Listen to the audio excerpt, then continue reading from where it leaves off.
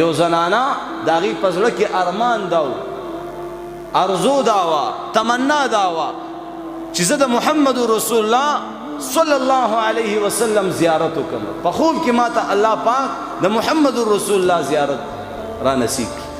او هغه زنانا چې کم ذکر کم وظیفه به ورته چاو خدا کم درود شریف به ورته چاو هغه به چې کم دی کولو چې زه د محمد رسول الله دیدار وکم زه د محمد رسول الله زیارت وکم زما محترمو خاوند یې ورځ راغی نو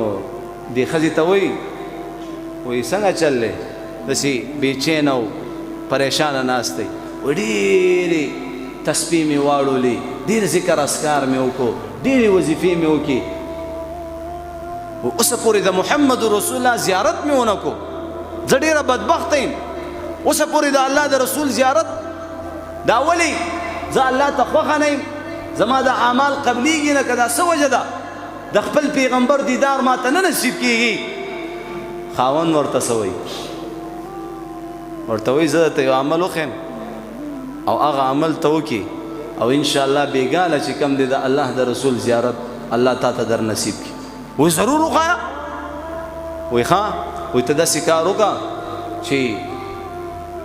مزیدارې کپړې به واچي د ناوېتوب چې کومې کپړې دي که نه هغه به واچي حالانکې دا اوس پخه ښځه ده بوډۍ ښځه ده او دې ته د ناوېتوب کپړې چې کوم دی خاوند ورته دا خبره وکړه وایي د ناوېتوب چې کومې کپړې دي هغه به واچي میک اپ به وکړي خوشبو به ولګي ځان به ښایسته راښایسته کړي ځان به ډولۍ کړي پوه شوې او په دې شپه باندې چې ته وده شوې انشاءالله د پیغمبر اسلام دیدار به تا ته نصیب کړي هغه همغه شان وکړه خو طالبه وه اخو په دې تکل کې وزه د محمد رسول الله دیدار وکم زما محترمو دا خاوند یې لاړی او د دې زنانه رونه را خبر کړ چې ښځې خو په ځان څه بېلې بېلې نخرې پیښې شروع کړي دي بوډۍ ښځه ده او تاسو لږ راشئ هغه څه کوي لګیا زما محترمو رونه یې وله را خبر کړ چې کله د دې زنانه رونه راغه